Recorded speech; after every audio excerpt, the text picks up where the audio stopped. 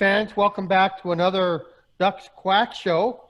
We got a real treat tonight, a couple more guests from our very first season, along, of course, with head coach Shaun Falzone. Really nice hat this time, Coach.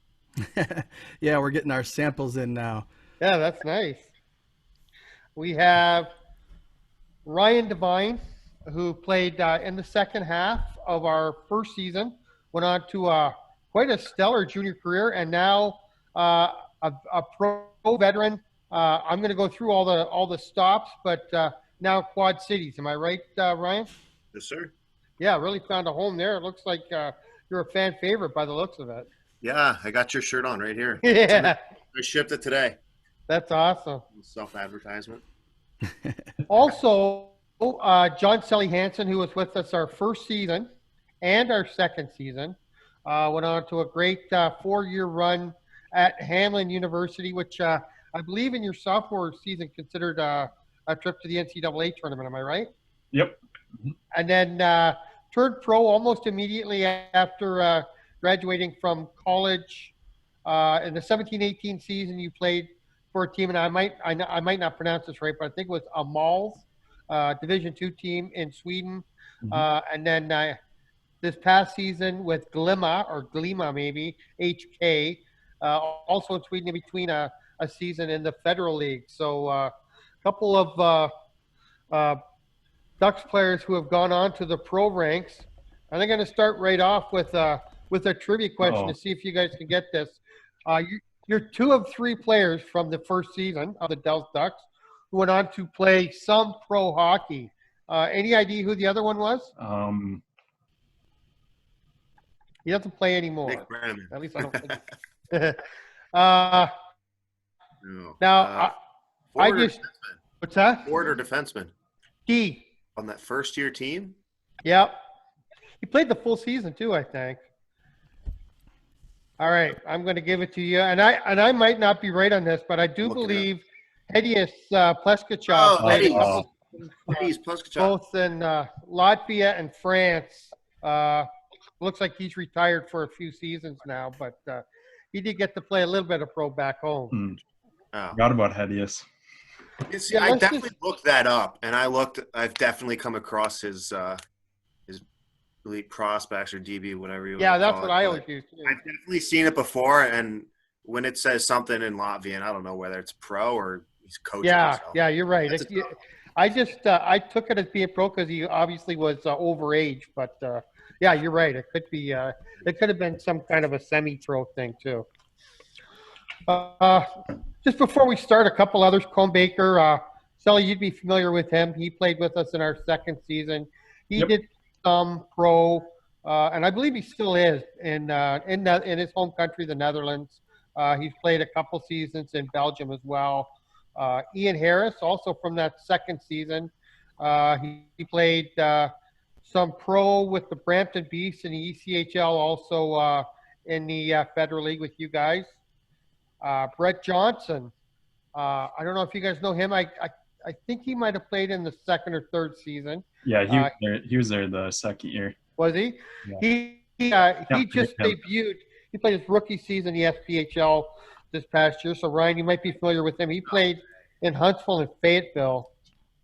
Yo-Yo Leitner played a little bit in Vienna. Mike Sullivan played the same year, I believe, as actually he was your teammate. Was he Selly for a season? Nope, he was the year after. Oh, the year after. Okay. And then Ian Wood, who I just spoke with on the weekend, played a season in Sweden, and probably the most popular of the Dells Ducks pro, Sandro Ashelman, actually plays in AC Davos, where they have the Spengler every year. And Woody was telling me he's quite popular there. So quite a nice run for a lot of our players. Ryan, I think you were the first Ducks player to turn pro. Yeah, it was when I was 21 still. Yeah. After the Ducks, you went out west for a season, played juniors in Oregon, and then had a phenomenal season in Toronto. That must have been a lot of fun for you. 80 points. That was interesting. Going to the Federal League, thinking they had a ringer coming in for playoffs, but knowing little about the Federal League, that was quite a league in Toronto with the Blue Ice Jets.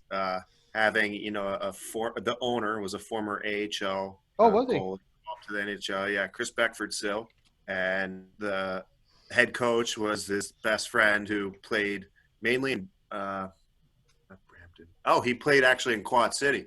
Oh, okay. And he told me if I could play for him in Toronto, he'll get me with the Quad City Mallards. And season ended, and his phone was, he was nowhere to be found. Turns out he went to jail. Oh, no. And so I went to the family. Yeah. And here I am now in Quad City 8 years later. Yeah, right. 7 years. Kind of full table or full circle. Yeah. Well, that league, you weren't allowed to fight. You got kicked out. So after I got 2-3 points a game, I would just fight. Yeah, you did. I did notice that. I think he had almost 150 penalty minutes that season too. 142. Never forget it. Yeah, 39 games. So yeah, definitely on pace for a lot of time in the sin bin. Those are some I'll good. never have 25 goals a season again. So the first season, Coach, we've talked about this many times already, but Sellie was part of our. I'll never forget. Matt Panier called it our three-headed goaltending monster. We had with Dan and Matt, we had really quality players in goal, and that really kind of gave us a jump start as an expansion team. Really, didn't it? Yeah, we had good goaltending that started off strong and finished off strong. So that was never an issue with us, which was great. Yeah. We hope that continues for the upcoming season the same way.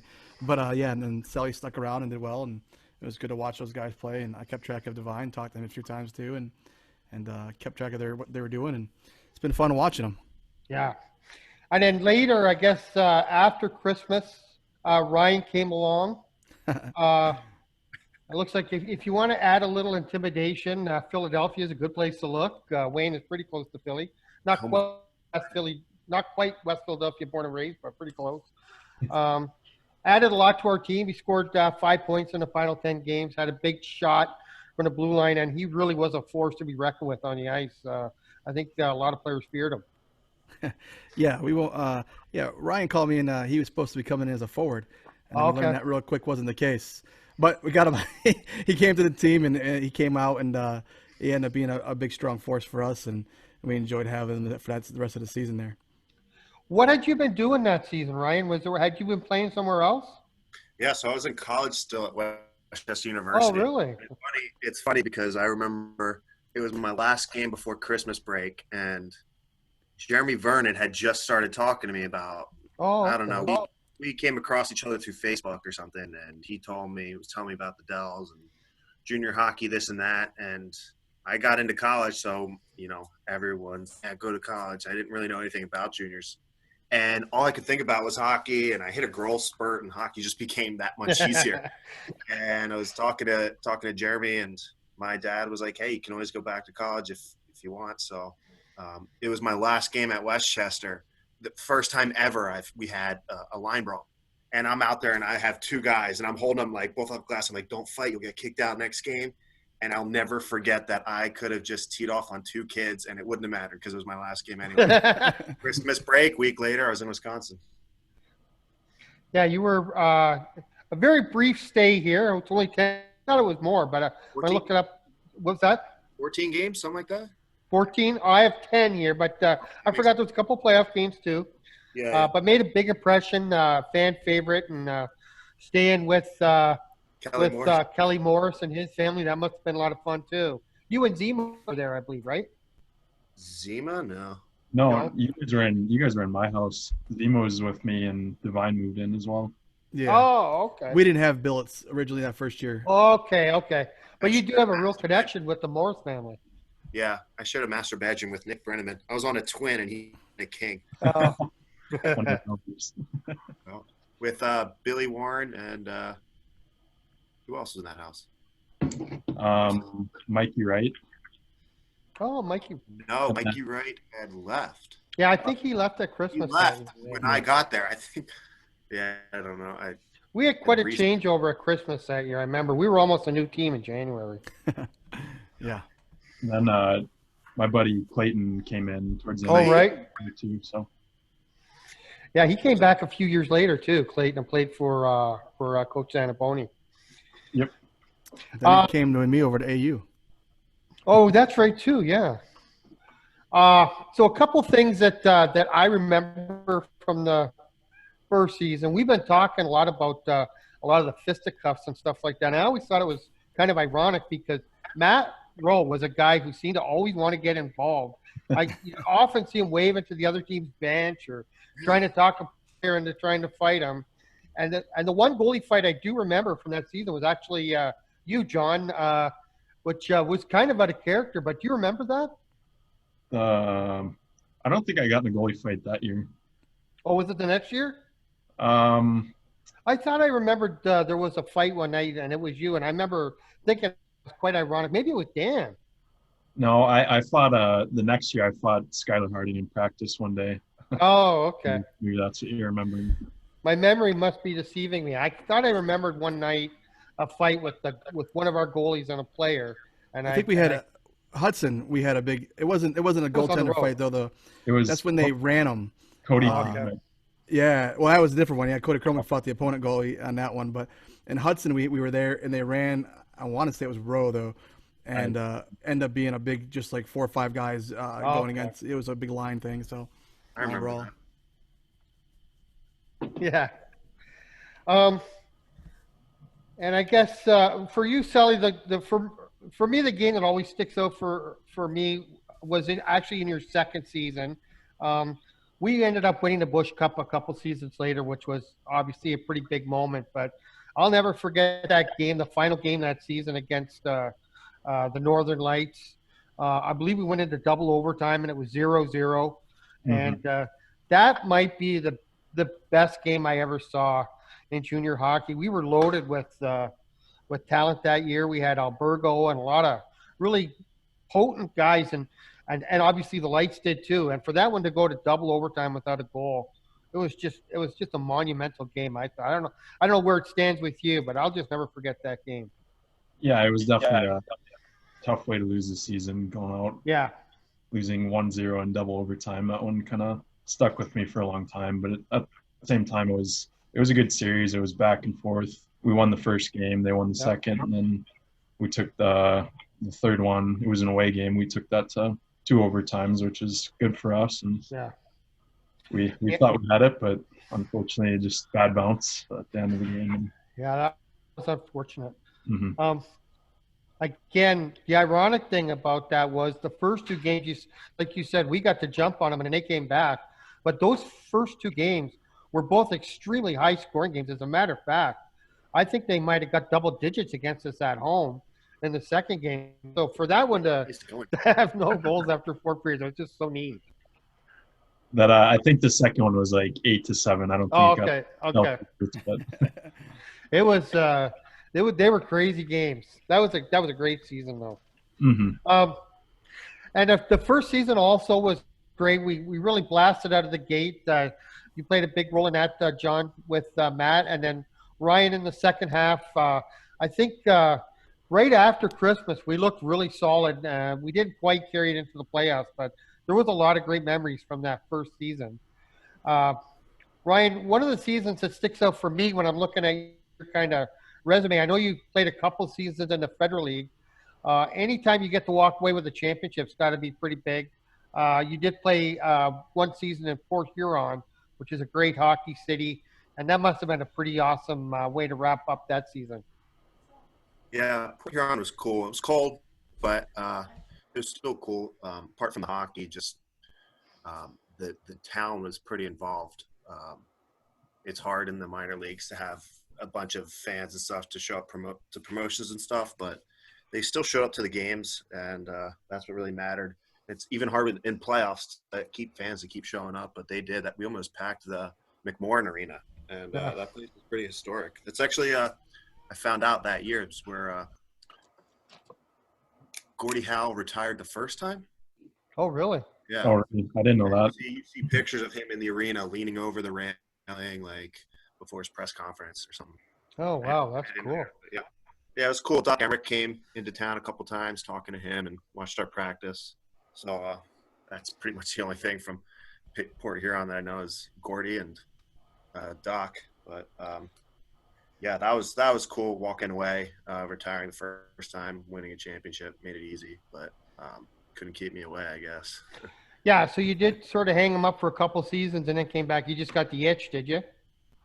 Yeah, the paycheck, I unfortunately in that league it's not much better in the Southern Professional League, but it helps pay the bills a little bit better. But in the Federal League, it's rough.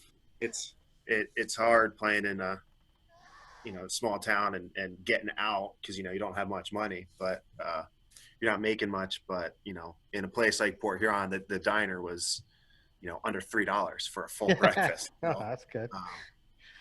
Yeah, we made small friendships with sponsors and stuff like that. Oh. But yeah, Port Huron was cold, so was Quad City. But coming back and spending 2.5 years in the Federal League and not getting a call up and hearing about that, I did get the calls, but coaches didn't tell me. Oh, you're kidding?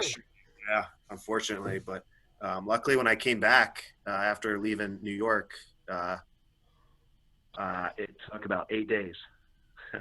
Apparently there was a shortage of defensemen of retiring, and a lot of guys went over to play over in Europe. This was last season. And I came back around Christmas, and one of my buddies used to play in Pensacola, who won a couple championships. He said, "Hey, you're playing again, obviously." So he's like, "Do you want to go to Pensacola?" And I was like, "Oh, crap.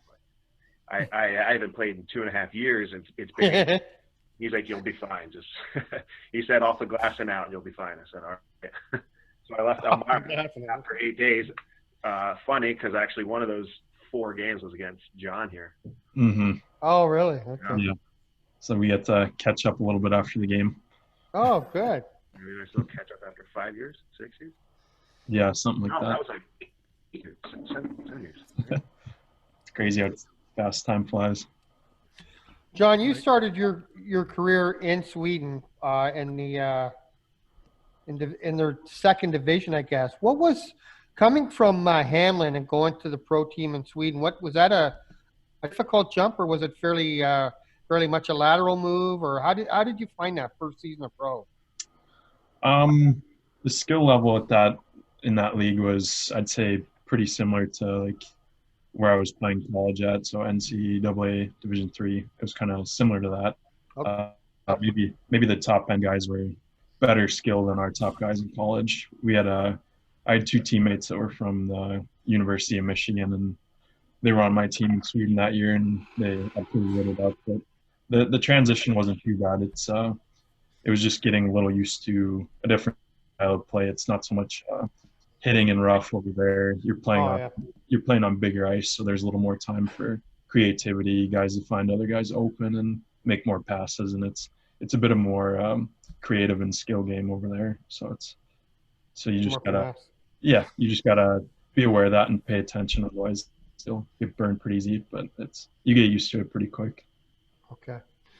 Now you've already re-signed, I understand, to go back and play this season. And that's got to be a really good feeling because I think for most of the pro season so far, it's been come right down to the wire for you. So just relax and kind of, have that kind of thing already set out for you must feel really nice. Yeah, it is a big relief. The last, let's see, right out of college, I didn't sign in Sweden until I think it was like Halloween.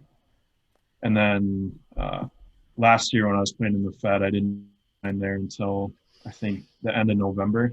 And then this year it was mid-October again. So it's nice to have it done, and I'll be ready to go in September over there. So I know where I'm going and kind of can just relax and not worry about finding a team for once. So. Okay.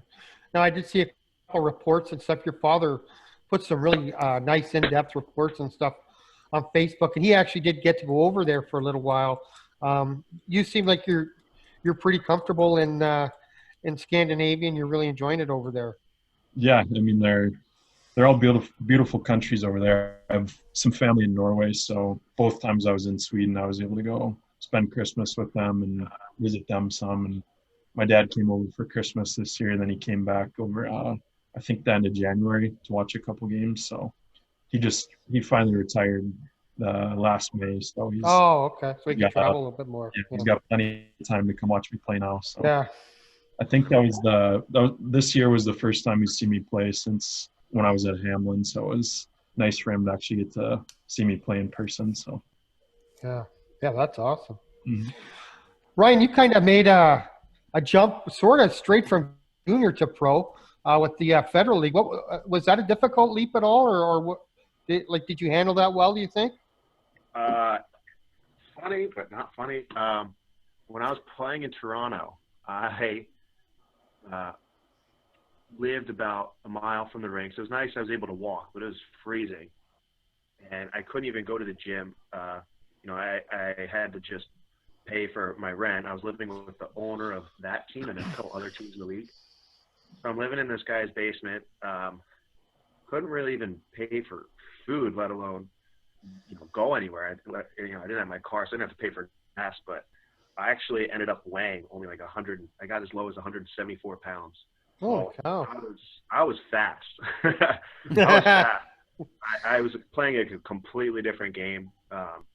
It was still weird. Like when I scored, I forgot to like Sellie sometimes. Like I was like, oh wow, like this is completely different game. And I think I just fought just to keep that part of me because I knew I was going to have to the next level. So I was much faster. When I first went to the Federal League, I realized how much quicker I was because a lot of guys were my size but weren't as light as me. So I was flying around and still was a teammate of mine in Port Huron. I fought this kid who's from same area as Jordan Tutu up in Nunavut. Oh, and this kid's nails, and he hit me once in the side of my head, and I was like, wow, you're not Superman. People can hit as hard as you can. Yeah, right. That's when I realized that I wasn't a heavy anymore playing against 17, 18-year-olds and juniors in that GMHL league. But I went back up to 230 that summer, and it was different hockey. But making that leap, it was easier for me, I think, because I was much faster. But that next season, I got a concussion. Was out for 3 months. It was. Right. But that seems like that was probably a good way for you to do it. Then you kind of came in at the tail end of the season, right? Just kind of got a little bit of a debut, and then came back for the following season. Yeah, I got. And the coach said, we got 10 games. You get here tomorrow. We got 10 games left. You jump right on the bus. Did a morning skate. Went on the bus with them to Dayton, Ohio. And I'll never forget this guy, Nick Nieder. I don't know if you heard of him. He was on a Good Chick That's episode. He's played the most teams. If you look up his hockey DB, it's insane. But coach called me up and he grabbed my arm, Nick Nieder, and he said, hey, be a sponge. And I was like, the hell are you talking about? He says, whatever he says, just nod your head, say yes, sir. He said, if you want to tell him to go F all in your head, and that's where I was like, okay, wow, this is being a pro. Like, you're not above anybody. You're just a piece of meat in these leagues. Coaches can get rid of you. You can, these 1 week contracts mean nothing. But there's 10 games left. There's a makeup game, and that first game played in Dayton, Ohio, where. Fun fact, Wayne Gretzky scored his first pro goal also with I think it was the Oilers. I don't know. It might have been another team when they were in the WHL. Yeah, he started with a team called the Indiana Racers, I think, or something like that. Yeah, I think that sounds right. But, yeah, it was at the O'Hare in Dayton. But, unfortunately, that one game never got rescheduled, so I played in 9 games, and after that 9th game, they went to Dayton actually for playoffs, and I drove home. So they get to play the playoffs. But went to Redding's camp that next season, and they told me to go to Danbury. A concussion, like 2 weeks in. Rode my whole season. Set me back definitely a couple years. Feeling healthy now, though? Yeah. Port Huron, I got hit once from behind. I got whiplash, and I was like, what? I had a concussion earlier that season. Oh. And just coming back, it was easy winning the championship, saying, all right, I got a ring, can hang them up. But yeah, it's unfortunate because I wasn't in my prime yet. I could feel it. Yeah. So, this season has been kind of crazy for a lot of pro teams and junior teams. John, did you get your full season in? I know in Scandinavia there a few weeks ahead, or a few like maybe a month ahead. Did you manage to get the whole season in over there? Nope, we got cut short. I think it was 3 games. Okay. No, we were almost done. We had another week and a half to play, and we were actually on our way to a game, and we were about 2 hours away from where our opponent was playing, and we got a call saying the season had been called, so we just had to turn around and go back home. Okay. And are the indications that they're going to start their new season on schedule? Yeah, from what I've heard, it sounds like it's Okay. good to go. So. And Ryan, we were talking a little bit about this earlier. It was tough for you, obviously. The SPHL scrapped their season. I think they were maybe about 3/4 of the way in, and it's tough for hockey players at that level because there's not a lot of, you guys don't really get remunerated or anything like that. I know you're working in real estate in Philadelphia. Is that you've had to kind of rely on that, or? So real estate was actually only in Atlanta. So when I retired, okay. I only have my license in Atlanta, but okay. Yeah, I always think about doing that when I'm officially done. But yeah, we had about 18 games left. We had driven all the way from Illinois to Knoxville, Tennessee, which is awesome for me because it's a small arena. So it's 1.5 strides, and I'm in the corner. And we were there for practice the day before. We got there a day early, which was nice. And we heard after practice that the whole weekend might be canceled. So we're sitting around waiting, and we got let know that night that we got to pack our bags and head back to Quad City in the morning. So it was fun. I had a couple friends on Knoxville's team, and both teams went out that night in Knoxville, and we had a good time. But unfortunately, we had about a little over a month left. Yeah. 18 games, that's a lot. But yeah, that's unfortunate. We got paid the rest of that week, but that's it. Yeah, that's tough. I would assume that their new season doesn't start till late October generally, so I would assume that everything's on schedule for the following season. They probably haven't announced anything yet, but I was told it might be a week late for us because of football, but high school football. Okay. It's pretty big, but yeah, the ECHL and AHL might not be until December. So camps, I was supposed to go to a camp that might not happen anymore. So that's a tough way to end it, being on the road and everything like that in the middle of a road trip. I don't know if you guys heard our junior league this year. They were actually at Nationals, and they were playing round robin games, and they played, I think, 3 games, and the 2 teams were on for the warm up for the next round of games, and they got called over, and somebody told them, at first they had said, we're not going to have any fans here, and then about halfway through this opening day of the tournament, they wiped it. So every team that was there at Nationals just had to go home. It was unfortunate, but it was necessary. I mean, the times we were in called for it. So it's just amazing, how things ended so quick. Coach, do you have any questions for some of your former Chargers here? No, it's just it's good to see you guys again, and I'm glad you guys are still playing. And I saw Devine, God, not even a couple months ago, he came out and skated a little bit before he went out, or maybe a little longer, yeah. And then Sellie, I keep track of you through your dad. He's a wonderful man. If it wasn't for him, I wouldn't be able to keep track of everything you're doing. But I enjoy that. It's exciting, and get to go on Facebook and see his posts and explain what they're actually saying about you in that different language. And so it's been fun, man. It's been fun watching you guys. I'm very proud to say at least I coached you for at least a half a year for Ryan, a year for you. But it's been exciting keeping track of you guys. Congratulations on everything you've done. Yeah, thank you.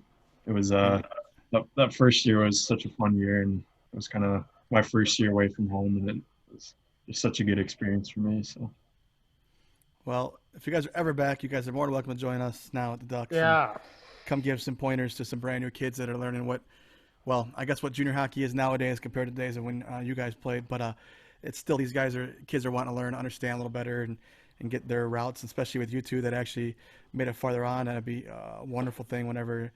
For the years to come, and we're always welcome with us. So, yeah, I'm not far in Quad City, about 4 hours maybe. Yeah, I agree. It's about what it is. On my way back, I could come into the Dells early for that alumni game or whatever it is. Yeah, that'll probably be in late September, I think, Ryan. John, you'll probably be over in Sweden by then, unfortunately, but it would have been cool to have you for sure. Yeah, it would have been fun, but maybe next year. Oh yeah, yeah. I'm sure they'll probably try to do something every year because it's been really popular. I mean, we might end up having more than 2 teams, so I don't know how it's gonna work out, but the interest has been incredible.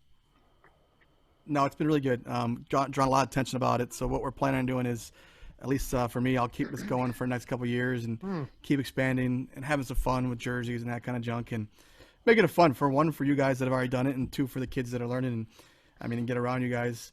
It'll be excellent for them. And I think at the same time we can draw some of the fans in that are out there that remember who you guys are and still keep track of you guys. So that'd be a blast. Just a couple things that kind of came back. Ryan mentioned that he kind of had a connection when he came to the team with Jeremy. Excuse me.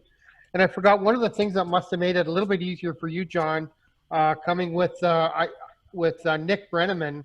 Were you high school teammates before that? Yep. Yeah, we were high school teammates, and he had actually graduated the year before me. And I was thinking he was a year older, yeah.